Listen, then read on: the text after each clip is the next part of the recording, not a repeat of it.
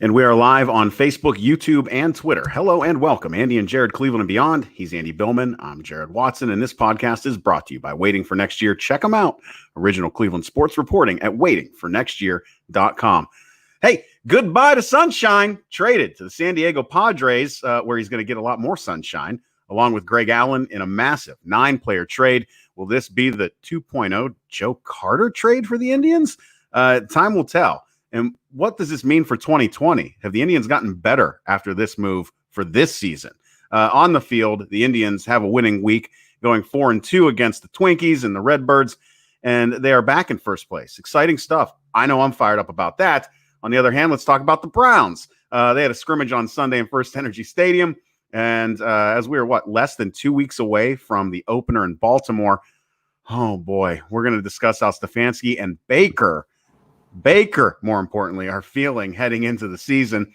And finally, the 3 Cleveland major professional sports teams are forming a sports alliance to address social injustice facing the city of Cleveland and all Northeast Ohio. I think everyone at this point knows where I stand on all that stuff. Good for me, good for Andy, cool. Good for everybody. But first, your first place, wheeling and dealing, Cleveland Indians. We said this a week ago, and here we are, or not a week ago, 2 weeks ago, 3 weeks ago. I thought a team vote should be happening with Clevinger. I know earlier today, Antonetti said this decision did not impact any way that they were doing that. I call bullshit on that. Very big bullshit on that. I love Antonetti. I get it. He had to say that. He's not going to say that. There's no the comments. I look, everything needs to be said is even from Clevinger's mouth after Wednesday. Quote, I'm walking on a tightrope right now, as I should be. I'm making sure I contribute and not be a distraction. When I read that, I actually said, we have now accelerated the trade machine. You know, I never would want a team to handle things like this because I don't think it's fair for the players. I don't think it's fair for the ownership, obviously. In 2020, though, with COVID-19, I think this was the fair move. And I think the team had a big say in why Clevinger left.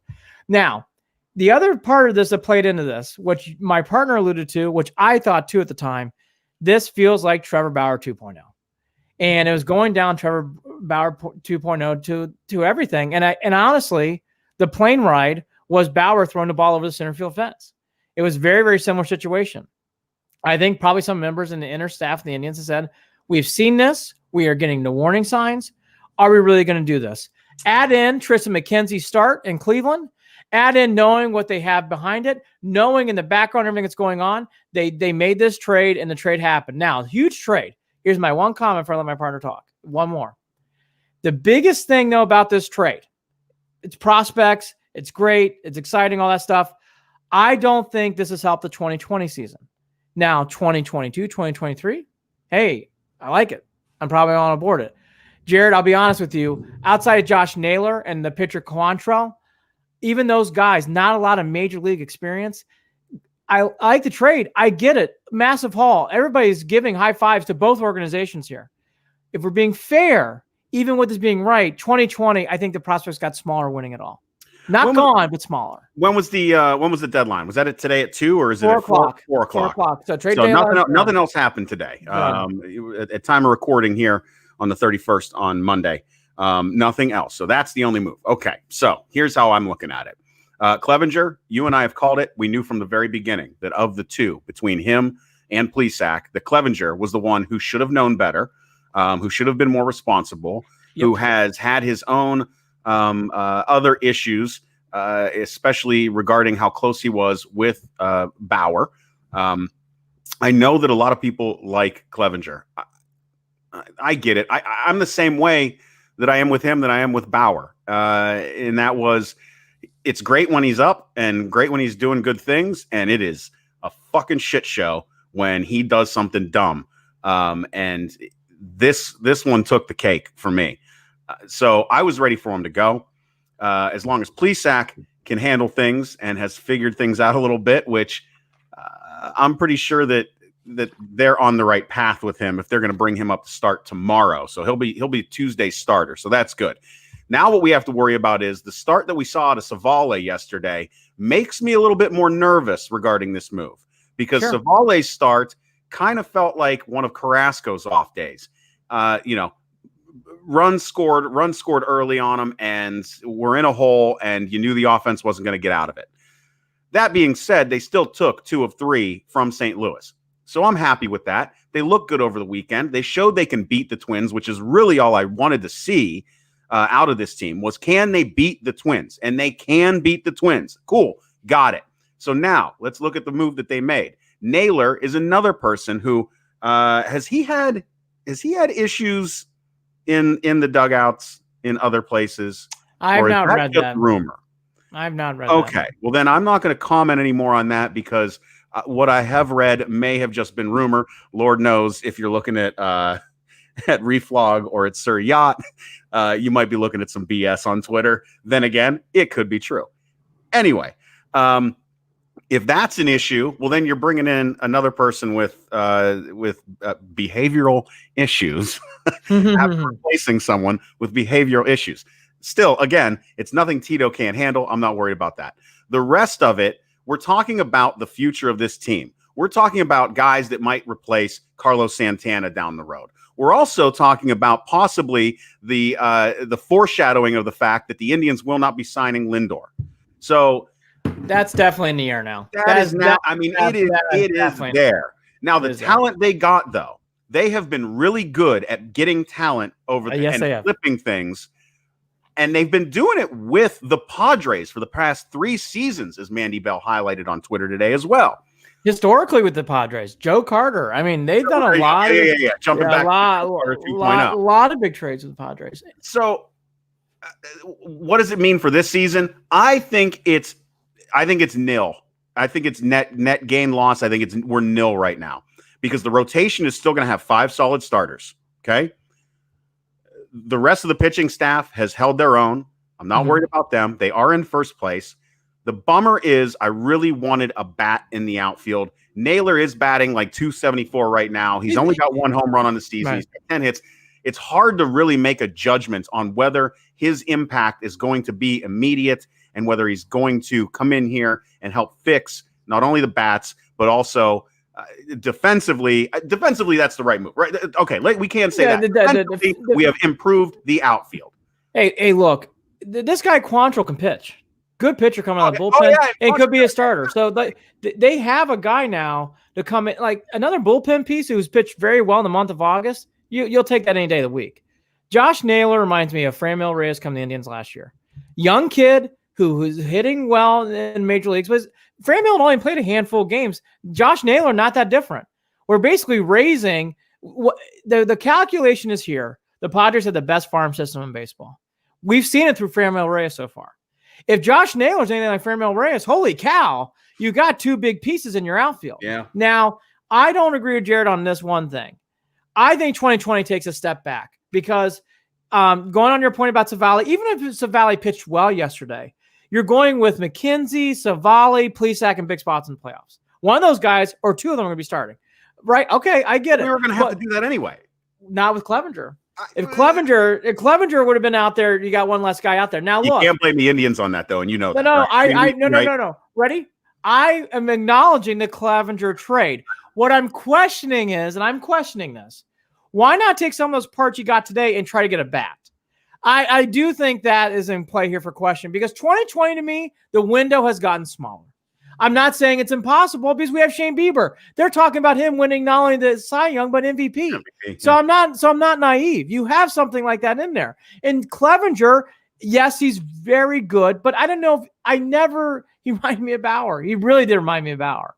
Where it's like I saw elite stuff. I don't know if he's an elite pitcher. So again, the trade makes sense. All up there. He didn't mentally he was too much ego driven, too much attitude.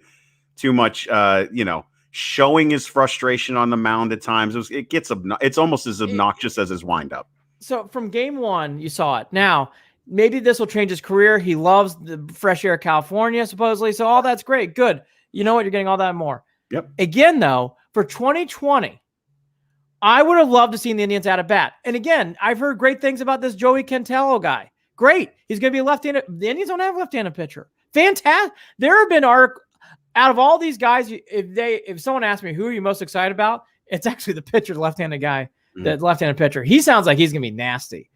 Obviously, everybody's talking about Arias, this number 7 prospect, the shortstop. Depending on who you read, Jared, hitting might be a little bit of an issue. We'll see. And then everybody's high on this guy, Owen Miller. He can swing the bat. Well, and he's a shortstop second baseman. And what I don't know much. I didn't look enough into Austin Hodges. But obviously the Indians are very thin at catcher. The Sandy Leon days are coming to an end. And Sandy Leon's a nice guy. We're all being honest. The Sandy Leon experience, I think we can take a pass on. Austin Hedges, Ken Rosenthal said this quote, is basically another version of Roberto Perez. Great defensively, can't hit. And his numbers state that. He can catch anything. Like his defensive skills are right there with Perez. That says a lot. Can't hit. Boy. Can't hit. Gotta teach those two to bunt. I know. Well, and again, I want to give a tip of the cap too to Greg Allen, who had been playing better lately, but that had to be a part of the deal.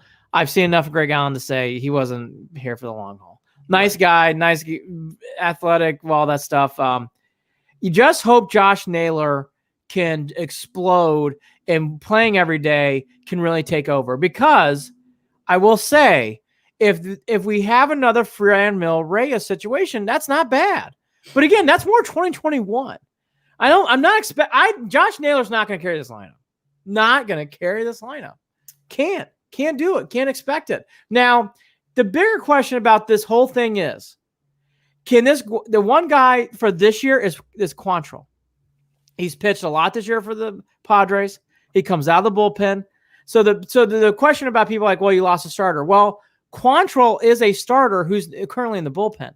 So in these big games in the playoffs, we all know, if you have Tristan McKenzie gone, which you expect you probably would, or maybe it's Plesac or whoever, to have Quantrill come out and pitch 3 or 4 innings is huge, like he did on Friday night with Plutko. Plutko came out and relieved. Actually, it was Cam Hill, then Plutko. But McKenzie only went 4. Quantrill is a guy you can give for 2 or 3 or 4 innings.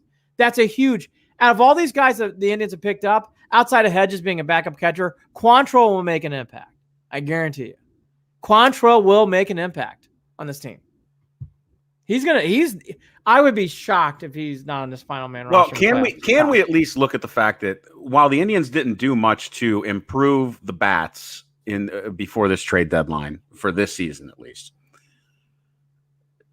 the past couple of weeks, some of these players have been hitting better. Naquin's had a great week. Naquin has been great. Great week. Franmil has been good. Yeah. J-Ram has even hit J-Ram has been ticking up. Lindor's better, hit or miss, slowest crawl, but better. Right. So, and I know that we hate talking about this, but thank God their pitching has been this good, and that they are. I mean, we're complaining about a team that's in first place right now. Again, right? And they are not playing to their potential yet. So no, they have not taken off. So, do they need to? Did they need to improve upon the lineup, or they just need to play to their potential? And that's what I'm looking at. Well, if they can play to their potential offensively, which historically we know, and I know we said they couldn't survive it this year if they started slow. They started slow. Period. They started slow. Here's my point. They are still in first place. This is a team that's been in the postseason for 8 seasons in a row, and all you have to do is get there. Andy, they still are in it, even though we might not be as up on them. Jared, here's my point. Yeah. Here's why they're a bat short. This team's a bat short. It doesn't mean you can't win at all, but they are a bat short. It's going to take. Okay, they're going to have to grind it. That's it. There's going to be some Maylocks games. Naylor in left field. Okay, we'll see. Delino DeShields your center fielder. Okay. Maybe Oscar Mercado wakes up, and then you got Naquin. You're going to have, because I'm telling you right now, I'm sorry. Forget who he is personality. Luplo stinks. That play in left field on center was a joke. On Sunday was a joke. He can't be out there. If we're bringing up in big spots against the Yankees, coming out the bat now, Jordan Luplo. Oh, fuck, shit. There's no one else. I mean, we can't. This team's a bat short. It's a bat short. So Jared's right. Everybody's going to hit on all cylinders. But I'm telling you, look at this lineup. And by the way, here's how bad of short they are. No one can get injured. Franmil Reyes can't get injured. Frankie Lindor can't get injured. Oh, God, no. J-Ram can't get injured. Carlos Santana can't get injured. Okay? No one can get injured anymore. Cesar Hernandez, They're God, going to lose. Yeah, somebody gets hurt in that lineup like that, they're going to lose a third to a half more games than they actually would That's my have point. during They that are time a that they're out. bat- Yeah, there's no way. There's a bat short. They're not going to score enough runs. They're not going to score enough runs. So look, this team need to make again, 2021, the Indians are stronger than ever. They keep Frankie. I'm there. Cool. But let's be honest, 2020, they needed to get a bat. They didn't do it. So you're squeezing everything from you can from this club. You're going to have to hope Oscar Mercado or Zimmer come back, swing the stick, or maybe it's Yu Chang. Someone's got to wake up from those three. I think out of all three of them, Yu Chang's got the best bet on it. I don't know that Zimmer's going to have another shot with this team. I think it's over 3. And I don't know that Mercado. I'm not hope. I know. My hopes just don't lie with him. I think out of all three of them, I think that. Yeah. But Jared, that's what I'm alluding to. Like those are hopes and dreams. That's all they are. You can wish in one hand. Yeah, I know. Again, like I'm not trying to Debbie Down it, but it's like our pitch hitters are Mike Freeman and Jordan Luplow right now. In a big spot, that's not going to get it done. Sorry. I don't know what else to say. You're asking a lot from Mike Freeman, and you're asking a lot. Mike Freeman doesn't make me as nervous. Jordan Luplow makes me really nervous. I've seen enough Jordan Luplow. I will say this, that you are correct, and what makes this still, despite all of this, a possibility of a winning season is that it's a shortened season. Now, again, this staff on a shortened season, because of how good their pitching is, in a short season and being able to play games in the playoffs where you're tinkering a little bit with who you're throwing where, that's going to make a big difference. So again, bottom line, get there, see what the hell happens, surprise the shit out of all of us, and let's go ahead and you put an asterisk next to it. I might knock you out because there's so here's. I'm kidding. I don't condone. No. Here's the bigger picture for the Indians, though. I do want to land on this. Jared's right about all this stuff. It is what it is. If Josh Naylor can here's the one thing though about this. Our third outfielder was batting about 100. So Josh Naylor can just bat above the Mendoza line. You're actually getting an improvement. Like I said. I mean, 275, man. 275 is through the roof right now. For this team. I cannot do Luplow, Mike Freeman, Allen experiences anymore. So Naylor can just do that. That's great. And he's very young. The Indians, though, have to make trades like this because I thought they had to trade Clevinger. And here's why I will state this out loud again. Because they're getting depth to a team. That's how they survive. We all know this. 3 or 4 out of these players in the 6-player trade is going to really work out. Austin Hedges is a backup catcher. We know he is. Okay? I'm telling you, keep your eye on Quantrill. He's the guy no one talks about. You can look at his numbers. He started a whole last year as a rookie. That kid, the way he's pitching is another bullpen arm, is a weapon. And he can pitch length. That's a huge get. Huge. And let's also discuss this about the prospects and the idea of the prospects and the way that the Indians have been able to flip these things. As much as we complain, not really all that often, to be honest. I just mentioned 8 seasons straight of getting into the playoffs. This is possibly going to help them extend that streak when prior to today, we had a lot more questions. Well, they didn't make kind of answers a few things, at least for how they're looking at the future, in a way that I can tell they still want to win, but I can also tell they're not out there to spend a lot of money. No, right. By the way, they did not make the playoffs last year. Oh shit! Sorry. Yeah. They I don't know why I kept saying that. Instead, yeah. Yeah, they did not make it last year. That. Thank you. Right. Minus last year, which, by the way, still a winning season. There we go. Still winning, but no, the Indians are making trades to do things, and I will also state this for the record. Forget last season, damn it. No, I know. I will also state this for the record for people. If you really want, again, Joey Cantilio, I can't pronounce names. I will pronounce them by last year. That's the other guy I'm really excited about. Now, Arias and Miller, the 2 other guys. There's no doubt when you circle this, and we talked about this at the beginning of the season, the infield for the Indians is their best part of this team. Ignore me. And by the way, Andy, I was so far off. I must have read something stupid, and I need to call myself out and interrupt you. Sure. They missed the playoffs in 15 and 14. And then they were there. So just disregard. Pretend. Don't even listen to what the fuck I just said. The past couple. Just ignore it. Just pretend it didn't happen. Right. Pulled that stupid stat out of my ass, apparently. No, that's okay. We love you though. No. But the biggest thing though about these parts though, Frankie's everybody's talking about. Cesar Hernandez is a free agent next year. So you're replacing guys who you're trying to fill spots with that are opening up. If you don't think you have everybody loves Logan Allen. So he's your third baseman. Okay, cool. So now you got a shortstop and another shortstop, second baseman right behind it to possibly replace Frankie and or Cesar. Because next year you're replacing one or not both. So you're starting to fill guys in place to fill things in. That makes sense. Again, I don't want to belabor this point. If people ask me, do you like the trade? I love the trade for 2021 and beyond. I just like the trade for this season because if I'm being truthful, I don't know how much it really helps outside of hoping for Josh Naylor and Quantrill. But okay, you got to do what you got to do, and they had to trade Clevinger. Do I think this was the best trade available for the Indians for what they got back? Yes, I do.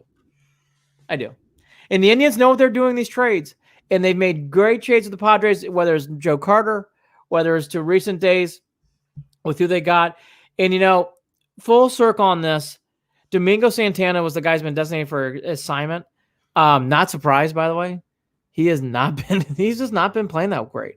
It just tells you on the Indians that they let go of Domingo instead of someone like Luplow because how much they value people's. I've heard great things about Luplow, how nice of a person now is, how they like working with him. And by the way, I don't think it's coincidence that Greg Allen was playing a lot because Greg Allen got great comments. Love working with the guy, team guy. Now, Greg Allen got shipped out, but my point is the Indians are really about team chemistry, and that is great, and I am for that, and I'm glad to see that.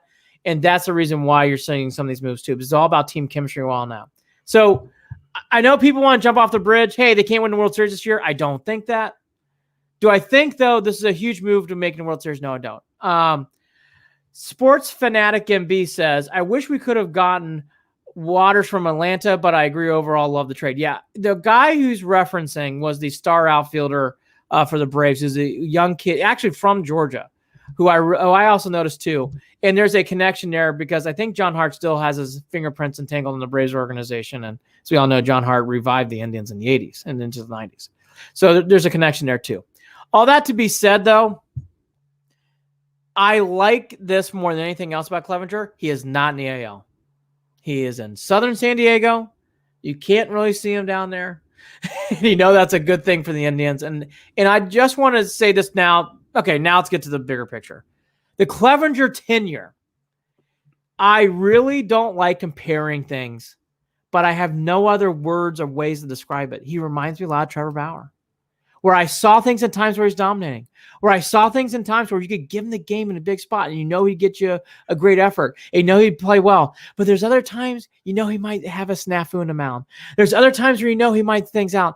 I don't like to compare, but I don't know how else to do it. I thought they were very similar. He didn't have the ability to switch it into the next gear and take over as a dominant pitcher in the sport. And you saw that when Plesac, that it all switched.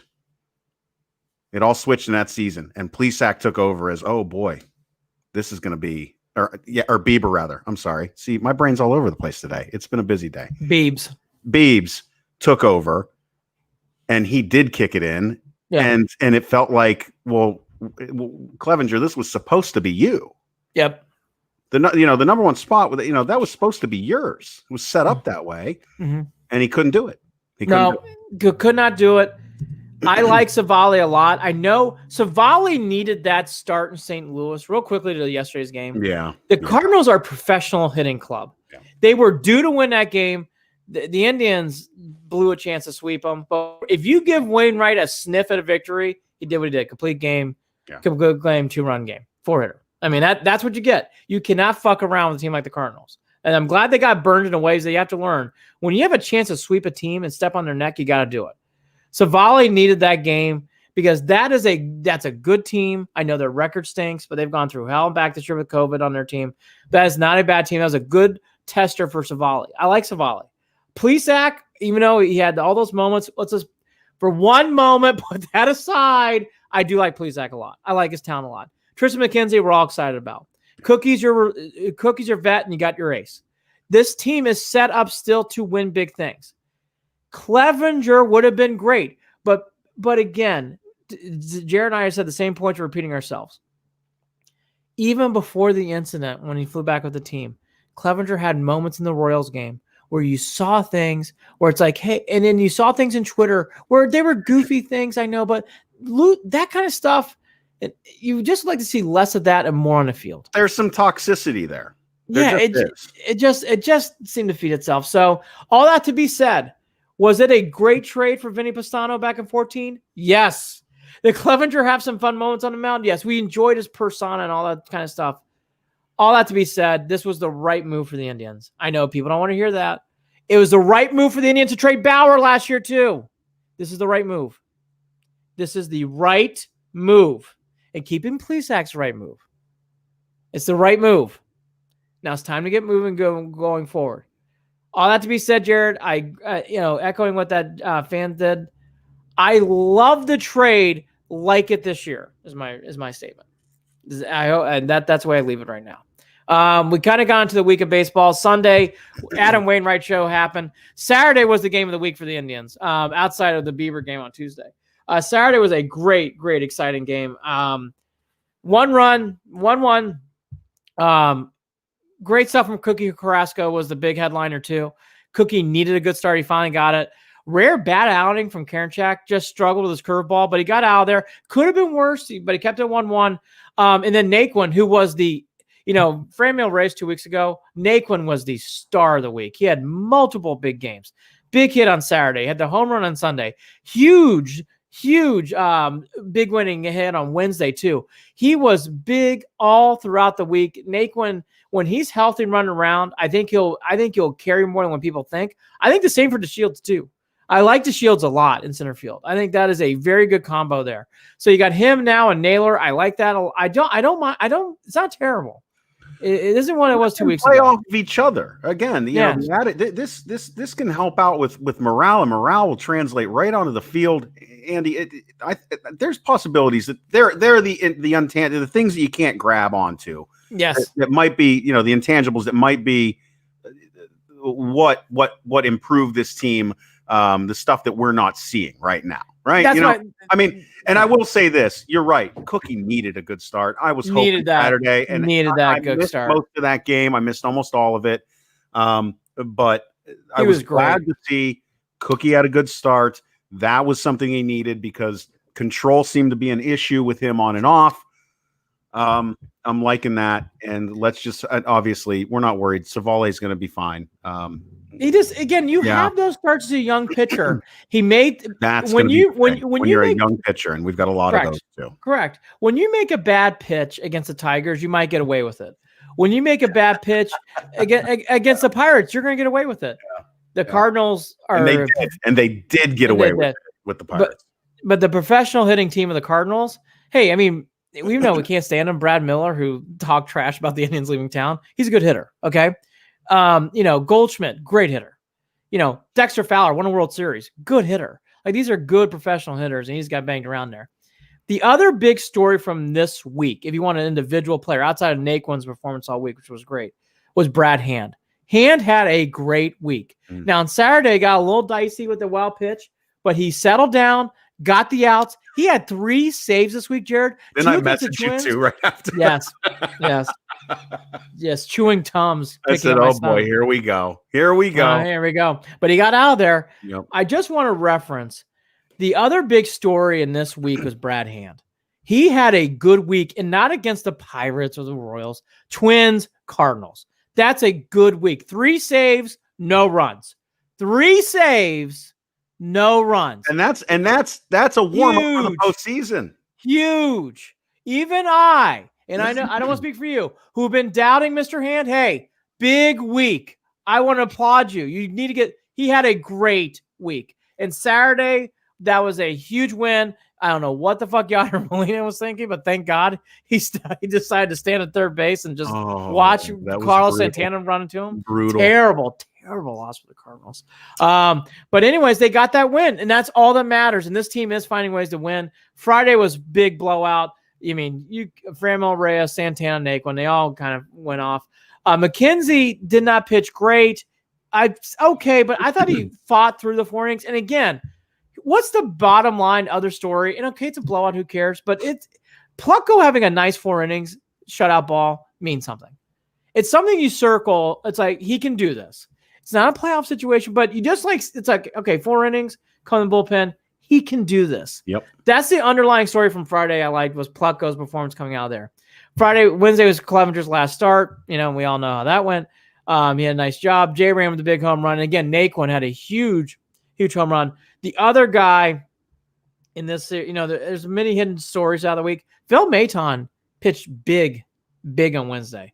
He came in, kept the game tied, and really on the 8th innings when the gasoline was pouring on fire, Phil Maton, again, these little things add up. Cam Hill, Phil Maton, Whitgren we consistently love. Boilermaker, Brad Hand, he's pitching better. We all love Karen. I love Karen Jack. Everybody loves Karen Jack. Then you got Quantrill now, okay?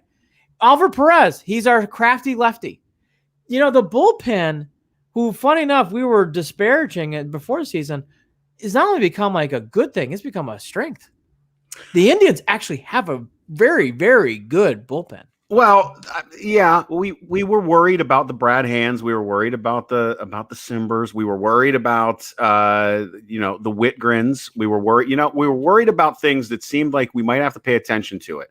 I love Perez right now just because of how solid he's been and how he has been doing it for a long time. I do too. Karinchak, what I love right now is that we're not arguing over whether Karinchak should be closing baseball games right now.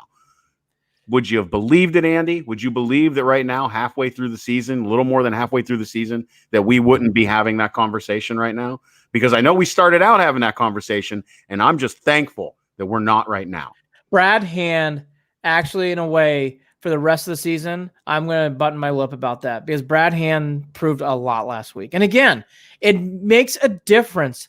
Twins, Cardinals, those make a big difference. And again, no runs and really outside of Saturday's wild pitch, no threat. Great job by Brad Hand. I just think this bullpen has really been not talked about enough. It is a strength on this team. And then Tuesday was Bieber. And I want to get quickly to something that touched me. Frankie had a huge home run Tuesday. We all know it. And people got people got a little upset about the bat flip. That's wrong. The bat flip was done to talk and pump up the team, and I love that from Frankie, and I want that from Frankie. He never looked at anyone on the other. He looked directly into his dugout and yelled, "Let's go," because he knows he's been struggling at the plate, and he wanted to get them fired up. I'm sick of this. I'm sick of this unwritten rule bullshit in baseball. And by the way, blow it out your ass if you don't like it. Yeah, I agree. Blow it out your ass if you don't like it. And by the way, we were complaining about that crap when we were complaining about bat flip stuff when Tommy was doing it, when other people were doing it. Frankie Lindor should be allowed to do it. Oh, I love this. I love Frankie Lindor getting excited. Yeah, don't get me started on that. No, I'm just saying. Jim Thome can. I'm just saying. Well, no, I know what I'm saying is. Jim Thome, love him. He had the biggest bat flip you would see in the Seattle game in '95. Why did he get away with it? Why did he get away with it? Again, look. And by the way, I'll even go a step further. I won't go there. For some reason, Big Poppy Ortiz also did backflips, and everybody applauded him, loved him. This bat flip shit has been argued on all these sides of the fence. It's great. Let it go, and that's it. The only bat flip I did not like is Jose Bautista. Other than that, that one was bad. That was bad. Other than that, I don't have any problem with this. And Frankie Lindor did it at a moment where his team needed to feel energy, where he was trying to get his team fired up. By the way, I love that Romo for the Twins got beaten, got taken behind a woodshed on Wednesday and gave up a bunch of runs after talking smack to the tribe back and forth. That was nice. That was nice on Wednesday. Nice seeing Romo going away. That was nice. I've circled it. That's a rivalry now. Romo and the Twins, that's a rivalry. That was nice. It was a nice little dig on Wednesday. That was nice. I like that. Anytime they're beating the Twins, it's making me happy because I did not like them winning the division last season. No, and by the way, did not like that whatsoever. No. And by the way, that team is very good. And I'm not naive to that. If, the Twins Indians were playing in the playoffs, I would be biting my nails. That's a tough call. But all that to be I said, would like to say that after that last series, I have a lot of confidence that the Indians have figured it out with the Twins, and they will look a lot better throughout the rest of the year. the Indians won the regular season series with the Twins last year. The Indians are 3-4 right now, so they're right there. It's close. It's close. I know that. They're right there with them. Bieber tonight. Then you go play the Brew Crew. So they're in Kansas City. Then they play the Brew Crew for a while.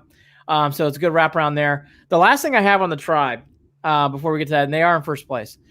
I would not do too much of a deep dive here, but I just want to say, because I thought it showed a lot about the person. I love what Danny Salazar did on Twitter on Sunday. Yep. Kudos to Salazar. I would like to try to get him on the show. I thought that was a very, very cool thing he did, saying thank you to Cleveland, thank you to the Indians, thank you to everything else. That guy had a strange year. I don't know what he's been going through or everything else, but for people who haven't seen it, check out Danny Salazar's Twitter page. I thought that was great what he did on Sunday. Very, very cool. Very gracious. Very, very much. And you know what, Andy? It's been the theme with a lot of guys that have left the city over the past few years. Is they have all left with positive vibes, positive juju, positive words of praise for the city. And it's not even just the teams. It's really a lot of praise for the city itself and for the way that they are treated, for the love that they get, and for their love. It's not even all about what they're receiving, but it's about their love for giving back to the city of Cleveland. And we've seen a lot of that lately. That makes me proud. And it's been consistent probably for the last 4 or 5 years. We've seen these types of conversations about the city of Cleveland from these people when they're leaving. I love it. I love every bit of it. And Salazar is just the latest example of that. And for Salazar to say that after how he exited says a lot about Cleveland. It says a lot about the Indians too. Yes. Because that was not a gracious exit. And for him to say that, I thought really said a lot about it. Kudos to Salazar. So I guess we're thumbs up on the trade. Love it for next year and beyond. Hopeful for this year. Again, my big guy for this year is Quantrill. I think Quantrill, Naylor, you just never know. I mean, hey, we're only batting 100. Well, I'm going to put all my hope into him right now because we need it. Good luck, Naylor. Come on. Get the shit out of the ball. That's it. That's all I care about. Moving on to our Cleveland Browns. This has been the, again, Browns playing second page. Who would ever think that in late August? But here we are. They had a scrimmage finally, but they got a lot of scuttlebutt on social media, even though none of us saw it, and we were just trying to pick apart things from what we could tell on YouTube. And so get ready, we're going to do it now. Oh, we love a good guessing what happened and just reading off people's comments. I think I made it pretty clear last episode how I feel about all of this. I love analyzing anything. So let's analyze what people said and thought. They did have their first scrimmage. There's 2 or 3 takeaways. One, and a positive, and because his stats say it. Njoku, whatever it means, had a big day. He played really well. He caught the ball, did a lot of good things on the field. What does that mean? I don't know. But I thought that was good. It means he's improving his what we'll get when we trade him. That's what that means. Yeah, Harrison Bryant's still ahead of him, according to most, but okay, he had a good day. Yeah. So what does that mean? All right. The first team offense did not play as well. The second team offense, again, you make it what you want to all that. Here's some things. Here's some quotes, and I'll get into my big thought about this Browns team. I'm starting to get a vibe. Okay. Stefanski, quote, I thought by and large, both sides got a lot of really good work in. Quote, had a live portion of it and got into some different situation moments. So I was pleased with that, end quote. The second team offense, I think they were the Brown team. They won 14-10, so keep that in mind when you're listening to this. Mayfield, quote, I would not say it is anything on the field. I would say it's within our locker room. Getting around the guys and realizing that I have to do much more than just let my play on the field to be the quarterback for this team, end quote. Quote, I have to put my arms around these guys, lead the team, show them all the way, and especially in these uncertain times. And he went on to talk about that, and he made a speech also about social injustice, which we'll get to at the end. Here's my thing about this Browns team that I'm actually starting to get the vibe on. My hopeful parade is dying quickly. Okay, I'm now more realistic. It's just practice. I like the vibe of this team a lot still. Jared, though, playoffs. I just hope they go 7-9, 8-8. I'm kind of there now. And I know I'm just going to be honest. I know it's preseason and those scrimmage games, which mean nothing and top of nothing. These Mayfield interceptions are bothersome to me. They're concerning. As much as I will not make an assessment on this team because I feel like it is impossible in this COVID-19 situation. I'll be like me, with just the make way assumption. that this is all playing out. I will tell you this, Andy. I am nervous for Baker.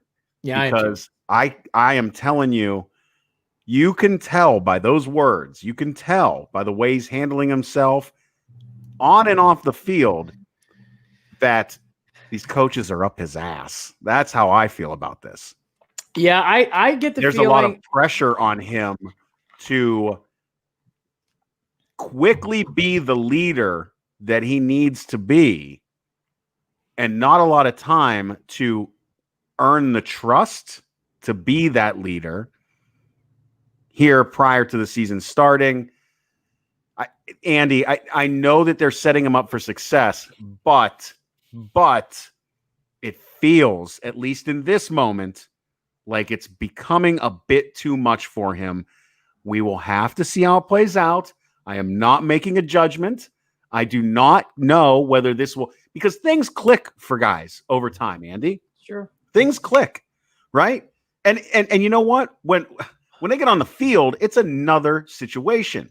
Week 1, when you're facing the Ravens, it's a different situation than being you. Yeah, you think? You think? So I don't know that I can sit here and just say the Browns aren't going to be able to make the playoffs because Baker Mayfield is throwing interceptions during scrimmages here in the preseason. I don't know that I can do that. Absolutely. Here's where I'm coming off on this team. The first team defense went up against second team offense, and according to everybody, this is not a generality on one writer. This is multiple writers. The first team defense is having some real issues. Okay. Your quarterback's throwing a lot of interceptions in practice. Okay. All right. Now, we have a great running game. So if they run the ball 90% of the time, I think the Browns will be okay. Now, here are some other things that are starting to come to light. I'm starting to realize this is a 2021 team. I just hate saying it. I don't, Jared, I'm not. I'm not going to get fooled. Oh, my God. You're there. You're there. I'm starting to. Jedrick Wills doesn't look good. Oh, no. That's like you're starting. I'm not there. I can't trust any of this. I'm just saying. Any of it. I want to give Mayfield. I'm sorry to go down this road. I'm like, if we're 6-10 again, do we give Mayfield another shot? Maybe. I don't know. I'm starting to go down this road. I'm starting to see some handwriting on the wall. At least you're not someone else in local Cleveland sports that is bringing up the how good Case Keenum has looked. He's a backup. He's a backup. Yeah, well, there's a certain somebody who I think was trying to get that controversy going. We're not going to get into it. Hey, look. Case, look, here's all I'm going to reference in this whole thing. If Case Keenum starts, the Browns are in bigger trouble for this year and years to come. Yeah. I said that. I will not get off that point. Now, hey, if Baker really stinks and shits the bed and Case Keenum needs to come through, yeah, put him in. Here's the other thing I'm hearing consistently now about Mayfield. When he's bootlegging and rolling out, which we saw in 18, he can fling the ball. It's wonderful. He makes big plays. When he's in the pocket and he has to make tough decisions, he's having a hard time still. And he's getting balls batted down. I'm starting to get that vibe, Jared, that, and by the way, this offense relies on movement. So this is good. This fits in with Baker. I don't think this is a given, what I'm saying. I'm just saying there's, like, if I'm drawing a Bob Ross painting, I'm adding more clouds. I'm adding some rain. But I don't think it's a thunderstorm hurricane. I'm just saying I'm seeing some things that this team's got to overcome. If they run the ball 95% of the time, I like it a lot. Maybe 96. They're not going to run that much. Not enough. 97. They're going to run enough to open things up for Baker, though. I mean, and we've said that dynamic is going to change the way that this team looks on the field in the regular season.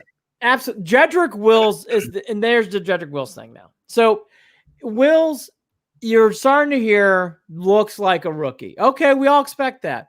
This is the problem what I had from a long time ago. There's no backup plan on the Wills. So Wills stinks. I don't know what you do. So I just want to keep reminding people about Baker, and I think all that stuff actually is not as worrisome to me about Wills. The Wills problem, by the way, there may not be a problem.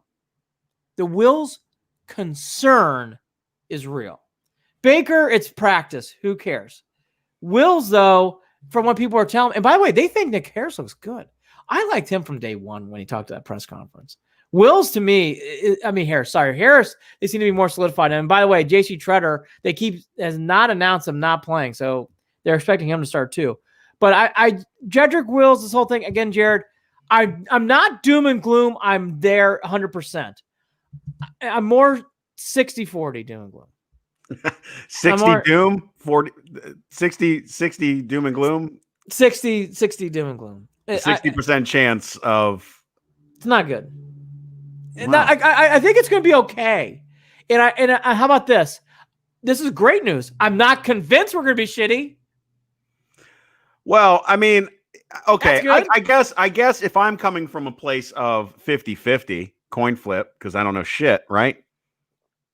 We can act like we know shit. We don't know shit. We know. I mean, we know what we know. We what set the we're lines hearing. in Vegas. We know what we're reading. Okay, we can look at that too. That'll help us. That'll tell us. Vegas doesn't really lose, so not all that often. No. Not all that often. But we'll see. We'll see what they can do. We'll see if Jedrick Wills can figure it out. We'll see how well the offensive line does. We'll see if the first team defense can look. Andy, obviously, again, new coaching staff, new COVID-19 world, no preseason games, no real live games. See, here you go. You're up. See, here again. I'm not saying we're going to be terrible. I'm just saying, realistically, you start looking around, you're like, I love the running game. I love the running game. And I love the running game. And I like bootlegs. I think when we're gonna have to start worrying is if we start seeing, because the first person that we're gonna start to see getting pissed off when things aren't working out like they want, the first person that's gonna give us the sign that things are gonna go straight down the tubes, I think is gonna be Odell Beckham Jr. So watch him early in the season to see what happens and how that affects the rest of the team, especially offensively, especially Baker. So that's going to be key. That's the one I'm nervous about. The blinds will be pulled back very quickly if we start seeing Odell getting pissed off on the sidelines. Now, here's the right. By the way, I agree with everything you just said. Landry, I love, and I like OBJ a lot too. I really do. I think those are great. Yeah, I don't think you're going to get and I know Odell didn't always keep his composure, but I think you will see a much less patient Odell Beckham Jr. this season than you saw last year. Okay. Here's where I'm going to go on all this, though, for the positivity of hope. All that to be said. And even though I'm not for sure doom and gloom, but I'm leaning more that way. Okay. Yeah. I do like how this organization is moving. And I'm very excited about the years to come. Yeah. I'm just thinking 2020 is a little bit more of a ball of shit than I want to maybe realize a month ago. To everything you were just saying. New coaching staff, no preseason games, left tackle rookie, a quarterback who's learning 3 systems in 3. It's a lot. I'm just starting to really come to realization. I'm like, maybe I was a little rocket fuel too high. All that to be said, all of this is a scrimmage. So what does it mean? Nothing. They had the day off today. Okay, one other little thing on results, and then we'll get quickly to the things and we'll wrap up. Austin Seibert made some kicks, still doinking it off 50 yards and more. He kicked all from the dog pound side. So do you have more faith in Austin Seibert in a big spot? I can't believe we're still talking about Austin Seibert in Cleveland. Yeah, I'm surprised he's still here. That's what I can't. I can't. I also know that once he's out of here, he'll be fine. Yeah. Like Gonzalez. Like Zane Gonzalez. Kicking kicks in Green Bay for Arizona in the rain to win the game in a dry surface in New Orleans. No. Motherfucker couldn't make a kick to save his life. Phil Dawson, where are you now? No, Phil Dawson needs to come in, get these guys all hyped up, tell them the wind swirls in one end of the stadium, and then he leaves. The Bills game. Phil Dawson there permanently. The Bills game, what he won by himself single-handedly, kicking the ball in a blizzard, was one of the most memorable wins in this little era of wins. Was that 8-0? Was that score? Something like that? Weird. It was one of the best. I still say it was one of my favorite.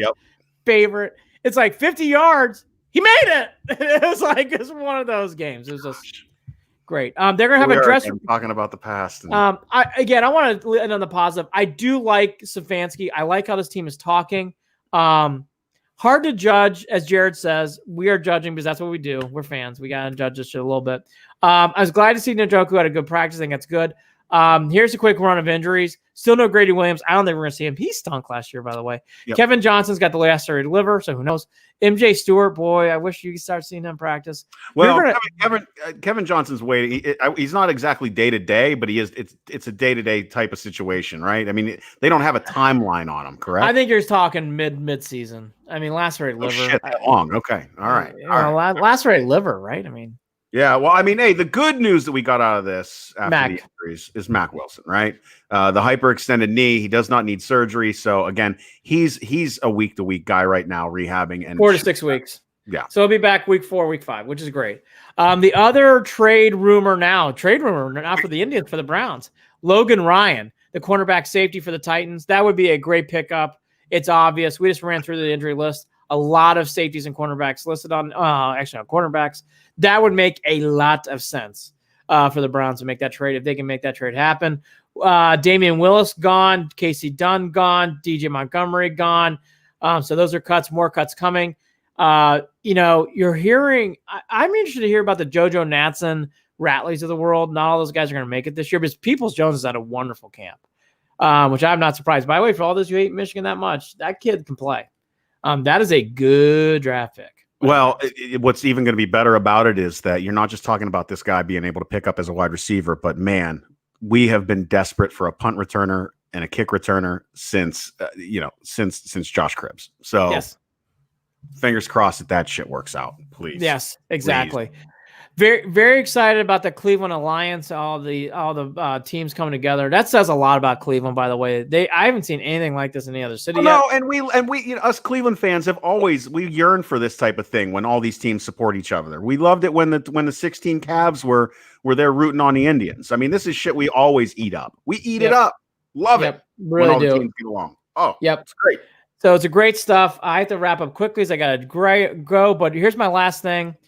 This is not a Cleveland story, but this guy was a huge, huge college basketball influencer. Big John Thompson died, the famous head coach from Georgetown. In the 80s, where you wouldn't even know where Georgetown was, wherever, for people who are naive, the colleges and whatnot. He put Georgetown on the map. He put Big East basketball on with Boeheim, Massimino, all those guys, Louis Carnesecca for St. John's. All those guys, and Big John was one of the biggest reasons why he made Georgetown who he was. 3 national championship games, beat Houston in '84. Wonderful, wonderful, wonderful big game coach. Sad to hear his passing. He was a great sports character. And for people who don't remember, you should look him up. He coached in so many big games, and he always had the big towel around his shoulder. I was sad to hear that today. Big John Thompson, big figure in sports. Huge. Well said, Andy. And well said. I'll leave it at that. You said it all. I need to laugh at this real quick, though. We can turn the frown upside down for a moment. John Gramble on Facebook says, the Tribe makes a huge trade. Training camp's in full swing, and all I catch is Zane Gonzalez bashing. No, John, we were actually praising Zane Gonzalez because he left and he kicked the ball through the I was upright. not praising Zane Gonzalez. That was fucking frustrating. How can that guy miss kicks in a carpet and then out of nowhere pulls a kick out of his ass from 45 plus yards in Lambeau on a wet field and makes it? My point is, people do better when they leave Cleveland sometimes. Not all of them, but sometimes. And man, we really notice it when they do. Hey, don't forget, follow us on Facebook, facebook.com/Cleveland and Beyond. Follow us on Twitter at CLE and Beyond, at CLE and Beyond, and shoot us an email, Andy and Jarid, Jarid, @gmail.com. We are part of Waiting for Next Year. Check them out, original Cleveland sports reporting at waitingfornextyear.com. Andy, final words. Happy Labor Day week, everyone. We're going to try to keep it consistently. Are you Monday or Tuesday next week? Monday, I believe. So Jared and I will do a show Monday night. That will be actually leading up into week 1. And we go back to our fall schedule, Mondays and Fridays, as the Browns come back to action, which would be great. Again, 2020 for the Indians trade. I like it. I love it beyond that. I'm not naive. A lot of these parts made a lot of sense. Roll Tribe. Bieber, save us. Talk to you next week. Happy Labor Day week. Go Tribe. Good move, Indians. Yes. I don't have anything witty to say today. That's all. I got nothing else. See you later. Take care.